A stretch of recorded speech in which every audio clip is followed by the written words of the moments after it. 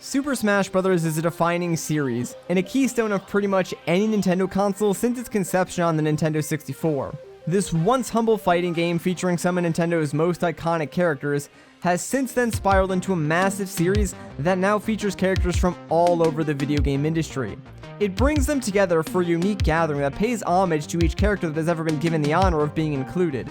The series is also home to a massively popular esports scene, with its second entry in the series, Super Smash Bros. Melee, consistently pulling in some of the largest crowds at worldwide fighting game tournaments. What started out as a simple fighting game from the mind of its creator Masahiro Sakurai and his cohorts at HAL Laboratories has since then turned into one of gaming's biggest celebrations. Of course, that's not how it originally began. Like most games, Super Smash Bros. Looked very different when it was first being developed. Today, let's explore the history of Super Smash Bros. Now he's in the corner. He didn't get out. So he Falcon kicked. No way! No way! It's gonna take it! Oh no, tries to cover the high recovery again. Bangle, what is this? What is this? Stock, and it will be Gucci.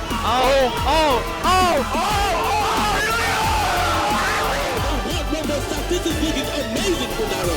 Zero look like did not have the answer today. Oh my God. It's over! Super Smash Brothers! Our story begins with Masahiro Sakurai. Before that name would be synonymous with the creation of Super Smash Bros., he was once the humble creator of Kirby, another wildly successful video game series for Nintendo's hardware.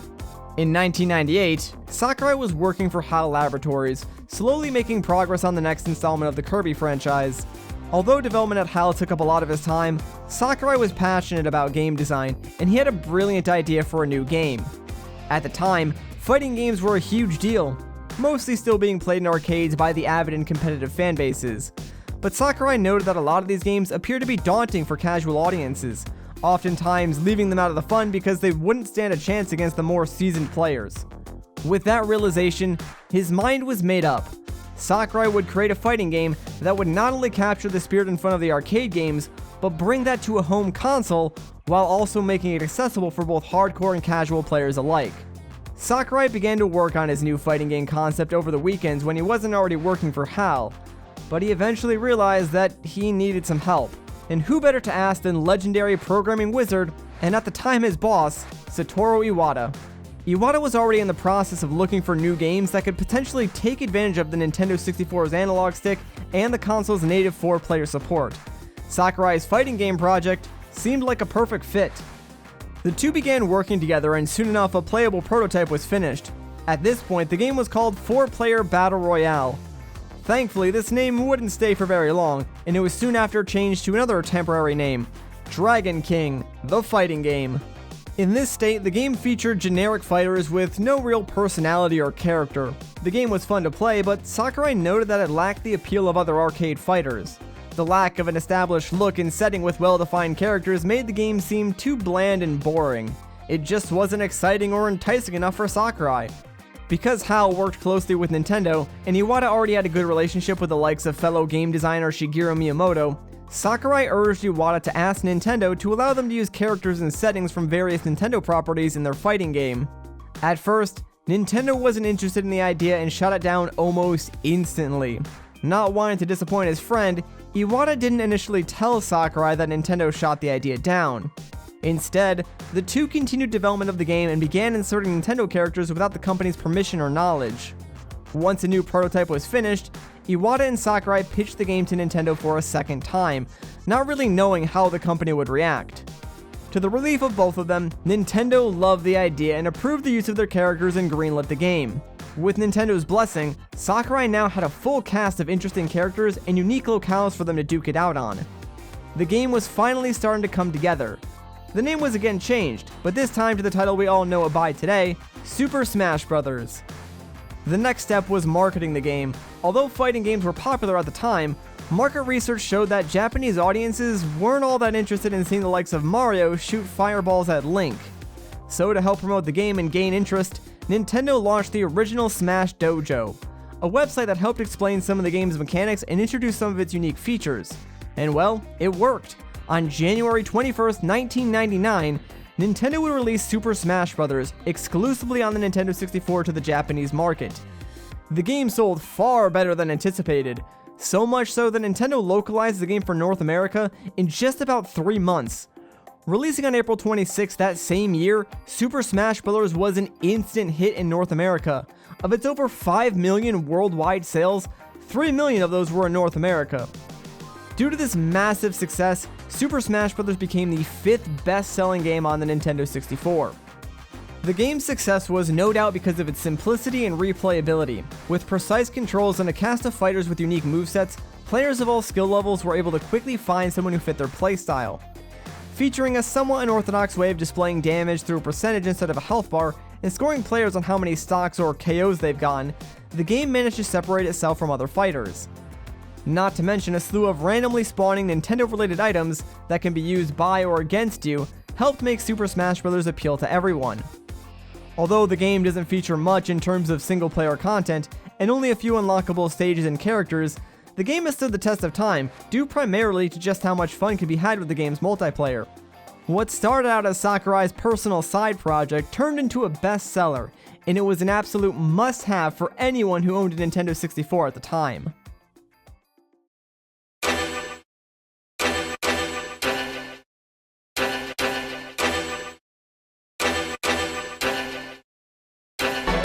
After seeing the success of the first game, Nintendo knew they wanted a sequel. With their next console, the GameCube, releasing soon, they turned to HAL Laboratories in hopes they would agree to develop the next installment of Super Smash Bros.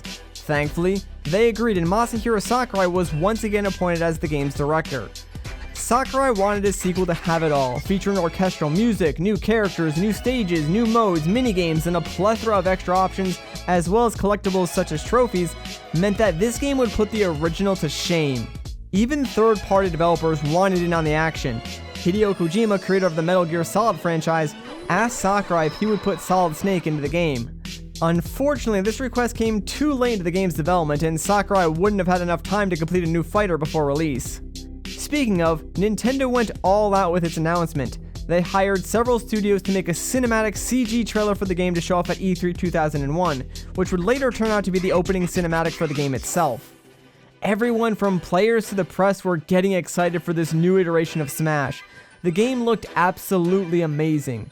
However, all of this came at a cost, and Sakurai himself paid the price. His workload was monumental. Oftentimes, he would work 40 hours straight, sleep for less than 8 hours, and then return to work, refusing to take holidays and even working on the weekends. To quote Sakurai, he was a man on a mission.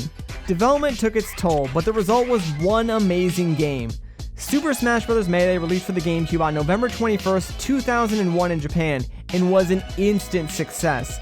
The game became the flagship title that Sakurai always wanted it to be, selling over 7 million units worldwide and becoming the #1 game on the Nintendo GameCube.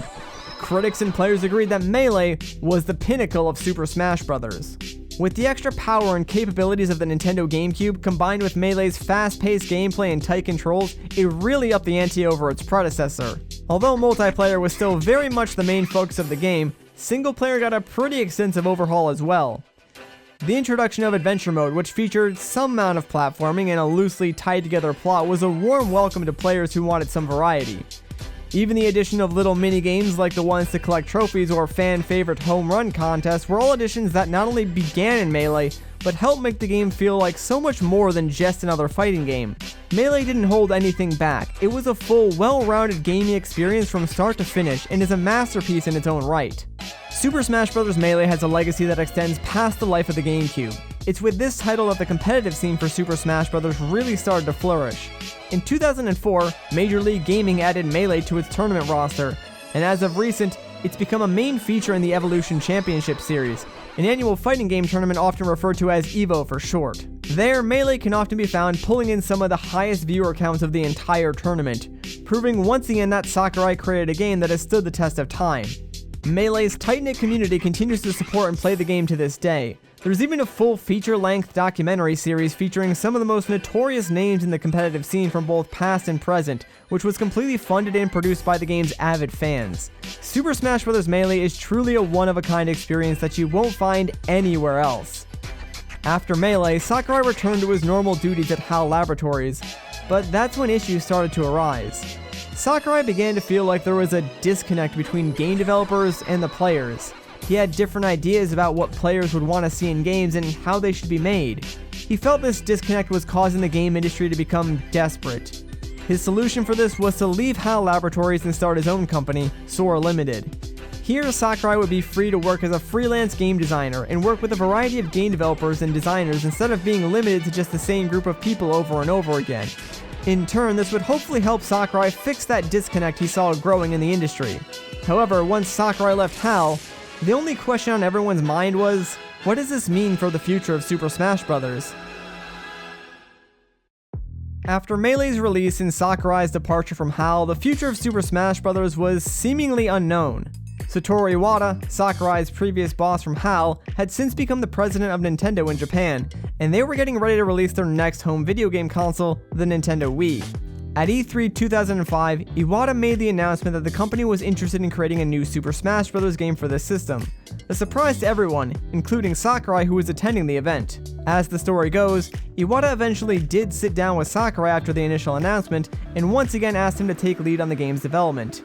Iwata even stated that if Sakurai were to refuse, Nintendo would simply port Melee over to the Wii and only add online functionality to the game and release that instead. Sakurai of course accepted, and work on the next Super Smash Bros. Game was underway. Now that Sakurai was a freelance game developer, the relationship between he, his previous employer HAL, and Nintendo was a little bit complicated. Thankfully, in the end, everything worked out, and Nintendo was able to secure all the data from Super Smash Bros. Melee and deliver that to Sakurai. Initially, Sakurai didn't have much of a development staff to work with, but that would change when his old friend Shigeru Miyamoto introduced him to a company called Game Arts. Game Arts had just finished development on Grandia 3, and as such, they had a team that was ready to aid in the development of Super Smash Bros. Soon, Sakurai was in charge of a staff of over 100 talented programmers, artists, designers, and more. This gave him the team he needed to make Super Smash Bros. Brawl the biggest Smash game yet. Instead of simply building off Melee or only expanding its cast, Sakurai wanted to make some major changes to not only how the game looked, but how the game felt as well. Firstly, he wanted a more realistic approach to the graphics and art style. Much like how Melee really showed off the power of the GameCube, Sakurai wanted Brawl to showcase the power of the Wii and really push the console to its limits.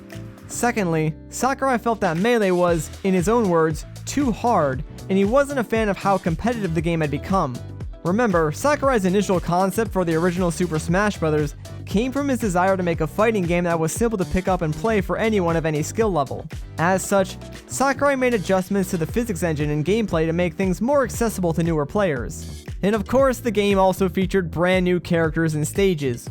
For the first time in Smash history, third-party characters were added to the roster. Hideo Kojima finally got to see Solid Snake make his debut in the series. But perhaps the most notorious addition was Sega's mascot, Sonic the Hedgehog. The character created to rival Mario back in the early days of the console war was now a playable fighter in Super Smash Bros. Those weren't the only additions, however. The biggest change came in the form of the Subspace Emissary, a fully featured, story-driven single-player campaign that had a full, cohesive plot featuring beautiful CG-rendered cutscenes, was added alongside a slew of new options, minigames, trophies, a stage builder, and playable demos. Super Smash Bros. Brawl was packed to the brim with content from start to finish. Even with all of that, the game's main draw was still in its multiplayer, and with Brawl, the game took advantage of Nintendo's Wi-Fi connection to allow players from all around the world to connect to one another over the internet and duke it out. It wasn't a perfect system by any means, but the novelty of playing Smash Online was something that players dreamed of since the game's announcement back in 2005. The development for Super Smash Bros. Brawl wasn't without its problems. The game was delayed on more than one occasion, but it would eventually see its release in North America on March 9th, 2008. From there, Super Smash Bros. Brawl would become the quickest-selling Nintendo software title to that date. Critics and casual players praised Brawl, calling it the best Super Smash Bros. Game. However, the competitive scene quickly took issue with some of the changes. The game was slower, random tripping added unnecessary disadvantages to play, and certain characters seemed unbalanced. For a while, it seemed like the competitive scene wanted nothing to do with Brawl. Fans of the series even went as far as to create a modified version of the game called Project M. The mod removed some of those unwelcome changes and tweaked the game as much as they could in an attempt to make it play more like its predecessor Melee. Overall, Brawl, Project M, and Melee all had solid communities, and despite some inter-game bickering, Smash was definitely a growing force in the overall fighting game community. But for Sakurai, well, he felt satisfied. He would return working freelance at his company Sora Limited with no plans on continuing the Super Smash Bros. Franchise beyond what he had already created. Of course, fans of the series weren't satisfied. The popularity of Smash continued to grow over time, so in 2011, when Nintendo announced their successor to the Wii U, fans of the series began to wonder if they would see a new entry to the Super Smash Bros. Series. That's when Satoru Iwata took the stage to announce not just one, but two new entries in the franchise: Super Smash Bros. For the Nintendo 3DS and Super Smash Bros. For the Nintendo Wii U. As expected, Masahiro Sakurai was once again put in charge of both games' development, and Nintendo partnered him with Namco Bandai. Together, they would develop both Smash titles simultaneously, and this proved to be a very intense development cycle for Sakurai. He ended up developing tendinitis in his right shoulder, which kept him in constant pain and unable to use a normal computer mouse. That didn't stop Sakurai though. He would continue development using a trackball on his computer and would often play several matches of Smash during his lunch break, trying to find the perfect balance for each character and fine-tune the game's mechanics, hoping to find some sort of middle ground between the competitive nature of Melee and the more casual gameplay of Brawl, while still keeping the game fun and approachable to as large of an audience as possible. The goal with the successor to Brawl was to create two separate games that were both similar and different at the same time. Both the Super Smash Bros. For the 3DS and the Wii U contain the same characters and fighting mechanics, sure, but the games do have their differences. The 3DS version has a few exclusive stages and a mode called Smash Run that isn't available on the Wii U, and in turn the Wii U has some exclusive stages and a mode called Smash Tour that is absent on the 3DS. The roster, of course, was heavily expanded from Brawl, and like every other Smash game, more stages, music, items, collectibles, and modes were added to help round out the game. Single player was sadly toned back a bit from Brawl, and a few fan-favorite mini-games like Break the Targets were missing, but seeing as how multiplayer has always been the main draw of Smash, it was easily overlooked by the players. Thanks to the extra power of the Wii U, no longer was Smash limited to just 4-player battles. Instead, up to 8 players could all play together simultaneously, a feature Sakurai envisioned as far back as Melee, but hadn't been technically possible until now. On top of that, online multiplayer was vastly improved over Brawl, which was a welcome change to say the least. Super Smash Bros. For the 3DS would release on October 3rd, 2013. The game was a massive hit and a must-have for any 3DS owner. Just over a month later, on November 12, 2014, Super Smash Bros. For the Wii U was released, quickly becoming the fastest-selling Wii U game of all time. In a way, Super Smash Bros. For both 3DS and Wii U have a lot of firsts for the series. They were the first Smash games to be released on 2 different platforms. They both helped kickstart Nintendo's Amiibo line of NSC figures, which became sought-after collectibles thanks to Smash, and they both received a number of balance updates over the course of the game's lifespan. But perhaps the most notable first was the addition of downloadable content. Previously, when a Smash game was released and you unlocked all the fighters, that was it, your roster was full, and all you had left to do was find your main and get good. With the release of Smash on Wii U and 3DS, Nintendo continued developing fighters for the series long after its original release, with a total of 7 new fighters being released over the course of 6 DLC packs. At the end of it all, Sakurai was proud of what he created, and fans were mostly pleased. The game managed to find a middle ground between Melee and Brawl. It removed tripping and increased the overall speed of the matches. Hardcore Melee fans would stick to Melee, but Smash for Wii U managed to become home to a new generation of competitive Smash players, and for a while, things were good. During an interview with Game Informer, Sakurai said, "I can't positively declare there won't be another Super Smash Bros. Game. However, as for myself, I don't think there will be." It seemed like Super Smash Bros. Had finally reached its peak, and with Sakurai unsure, the question everyone seemed to be asking was, where could the series go from here? For a while, fans of Smash were mostly satisfied. No one was really expecting a new Smash game anytime soon, but Nintendo had other ideas. Around December of 2015, during the development of the DLC for Super Smash Bros. For Wii U and 3DS, Nintendo began plans for the next installment in the series. Once again, Sakurai would return as the game's director, and Bandai Namco would come back to aid in development. This decision would considerably speed up the time it took to develop the game, as the team wasn't built from the ground up. Another time-saving decision and somewhat of a necessity was made when Sakurai decided to build Super Smash Bros. Ultimate off of the pre-existing codebase for the previous game. His reasoning was simple. If he had built the game completely from the ground up, he would have only been able to complete about a third of the game's final roster before release. You see, Sakurai's main goal for Ultimate was to include every playable character from the previous Smash games. He knew that Super Smash Bros. Had become a core title for Nintendo, and had an ever-growing, dedicated fanbase that he did not want to disappoint. Introducing new characters and reintroducing some older fighters gave Sakurai the chance to not only rebalance the game and give some characters updated movesets, but he also tweaked some things to adjust the speed of the gameplay. He still didn't want to completely alienate new players, but he'd recognized the competitive scene and wanted to make something that would appeal to them just as well. Originally, the gameplay was going to change depending on if the user had the Switch in docked or handheld mode, but ultimately Sakurai scrapped this idea after he saw the Switch in handheld mode and noticed that the screens were much better and higher resolution than he originally thought. Although Ultimate uses Smash 4 as a base, most assets were being developed from scratch, including the game's textures and lighting effects. Smash Ultimate would also see the return of a story-driven single player in the form of World of Light. Although it's clearly inspired by Subspace Emissary, World of Light doesn't exactly feature any adventuring or platforming gameplay that made the Subspace Emissary what it was, instead opting for a large map featuring multiple battles with custom rule sets. The team also introduced spirits as a way to add in more characters and tie the story of World of Light together without the need to model every single one of them. Additionally, they could be used to power up your favorite fighters and give them unique abilities like being able to start a battle with a beam sword or increasing the power of certain types of attacks. Smash Ultimate saw the return of every character, but it also introduced a few new fighters as well. On top of that, multiple stages from previous games got reintroduced to Ultimate and given a neat HD makeover. Trophies were replaced with spirits, but now there's more than ever before, and the game's soundtrack features well over 800 tracks of both new and older remixes of music from a variety of games. Unfortunately, some things were left out. Minigames such as the Home Run contest is sadly absent, and the custom stage builder that started in Brawl and continued to Smash 4 is nowhere to be found.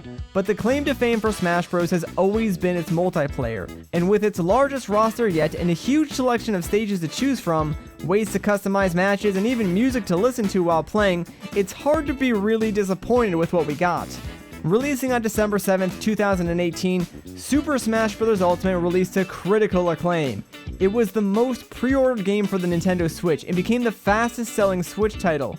It outsold the likes of Pokemon Let's Go and The Legend of Zelda Breath of the Wild in Japan within the first 3 days of its release. With DLC already planned and on the way, Super Smash Bros. Ultimate is clearly going to be around for a while. Players like that it combines some of the best elements across all of the Super Smash Bros. Games. And although it's still not as technical as Melee, the competitive scene has been quick to adopt Ultimate, and it's beginning to develop into something of its own.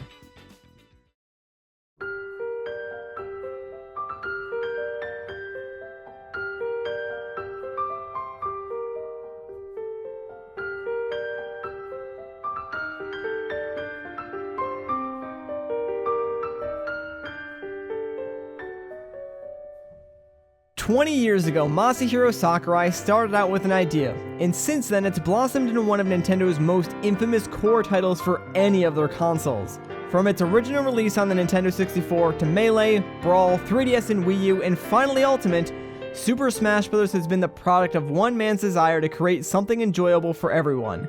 I think Sakurai can rest easy knowing that he achieved his goal. With no sight of a new Nintendo console on the horizon, the future of Super Smash Bros. Is unknown, but its creator Masahiro Sakurai will no doubt rise up to the challenge if called upon in the future. I think it's safe to say that Super Smash Bros. As a franchise isn't going anywhere anytime soon. That's all for this video. As always, if you enjoyed the video, a like rating would be greatly appreciated. If you'd like to see more of my videos, consider subscribing.